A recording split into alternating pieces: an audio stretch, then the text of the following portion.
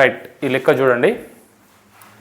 చక్కెర ధర 20% పెరగడం వల్ల ఖర్చులో మార్పు లేకుండా ఉండుటకు ఎంత శాతం వినియోగం తగ్గించాలి అంటే, ఫర్ ఎగ్జాంపుల్ ఒక కేజీ చక్కెర 100 రూపాయలు ఉందనుకోండి.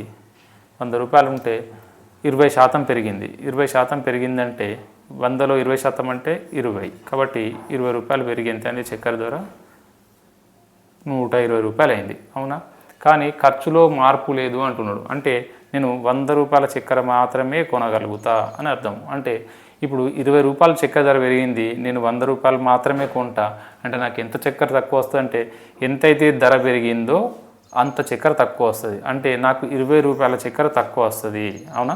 20 రూపాయల చక్కెర తక్కువ వస్తుంది. ఇక చూడు, 100 రూపాయలు 20 రూపాయలు పెరిగి 120 అయింది, కానీ నేను 100 ఖర్చు పెడతా, నాకు ఎంత చక్కెర తక్కువ వస్తుంది? ఎన్ని రూపాయలు అయితే పెరుగుతుందో అంత ఆ 20 రూపాయలకు వచ్చేంత చక్కెర తక్కువ వస్తుంది, అవునా? అంటే నాకు 20 గ్రాముల చక్కెర 20% చక్కెర తక్కువ వస్తుంది. ఓకే, 20 అంటే 20 ఎంత పెరిగింది కాబట్టి ఎంత పెరిగిన దాంట్లోకి వెళ్ళి తక్కువ వస్తుంది కాబట్టి ఓకేనా. 1/6 అంటే 16.66. దీని మీనింగ్ ఏంటంటే, ఎప్పుడైతే 20% చక్కెర ధర పెరిగిందో నేను పెట్టే ఖర్చులో మార్పు ఎటువంటిది లేనప్పుడు నాకు ఎంత శాతం చక్కెర తక్కువ వస్తుందంటే 16.6% చక్కెర తక్కువ వస్తుంది. ఓకే, నెక్స్ట్ ఈ లెక్క చూడండి. ఇక్కడ ఈ కాన్సెప్ట్ మొత్తం కూడా ఖర్చులో ఎటువంటి మార్పు ఉండదు. అంటే ఒకవేళ ధర తగ్గితే పరిమాణం పెరుగుతుంది, పరిమాణం పెరిగితే ధర తగ్గుతుంది. ఓకేనా, రైట్. ఇప్పుడు పెట్రోల్ ధర ఇంతకుముందు తగ్గింది, చక్కెర ధర ఇక్కడ ఏమైంది, పెట్రోల్ ధర 15% తగ్గింది. ఇంతకుముందు చక్కెర ధర పెరిగింది కాబట్టి పెట్రోల్ ధర 15% తగ్గడం వల్ల నా ఖర్చులో మార్పు లేదు. అంటే 100 రూపాయల లీటర్ ఉందనుకోండి పెట్రోలు, నేను 100 రూపాయల పెట్రోలే కొంటున్నా అప్పుడు. కానీ ఇప్పుడు పెట్రోల్ ధర ఎంత తగ్గింది, 15% తగ్గి 85 అయింది. అయినా కూడా నేను 100 రూపాయల పెట్రోలే కొంటున్నా, నా ఖర్చులో ఎటువంటి మార్పు లేదు. అంటే నాకు 15 రూపాయల పెట్రోల్ ఎక్కువ వస్తుంది, అంతే కదా, 15 రూపాయల పెట్రోల్ ఎక్కువ వస్తుంది. ఇప్పుడు చూడండి, 15% తగ్గడం వల్ల అంటున్నాడు.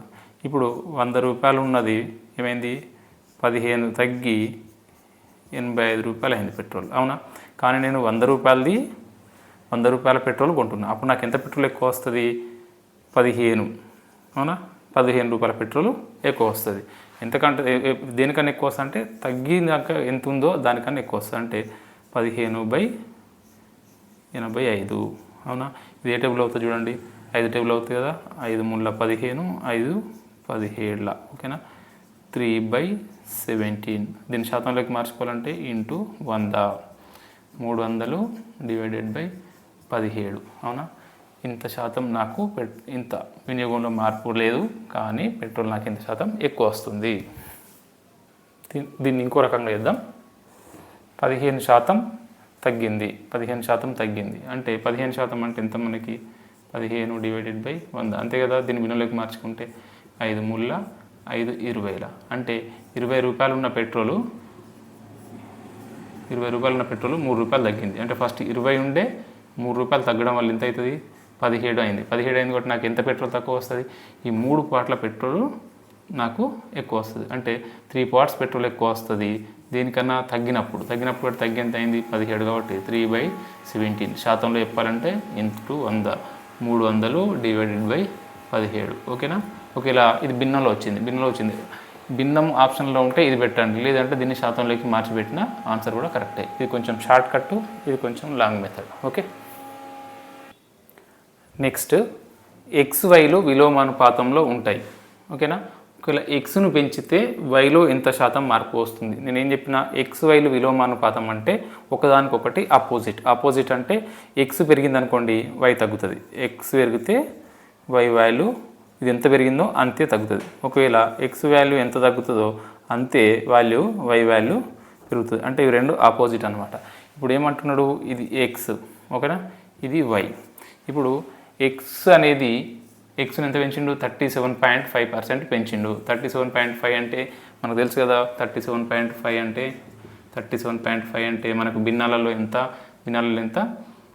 3/8. అంటే మొదట ఎక్స్ 8 ఉన్నది, ఎంత పెరిగింది, 3 పెరిగింది. ఇది ఫస్ట్ ఎక్స్ ఉన్నది, తర్వాత x2 పెరిగిన తర్వాత ఎంత అయింది, 11 అయింది. అంటే ఈ 3 పెరిగింది అన్నట్టు. అంటే ఎక్స్ ఎప్పుడైతే 3 పెరుగుతుందో ఇది ఎంత పెరుగుతుందో ఇది అంత తగ్గుతున్నాం కాబట్టి ఈ వై అనేది ఎక్స్ అనేది 3 పెరిగింది కాబట్టి వై అనేది ఏమవుతుంది 3 తగ్గుతుంది అన్నట్టు 3 తగ్గుతుంది అవునా వై అనేది 3 తగ్గుతుంది అర్థమైంది కదా ఇక్కడ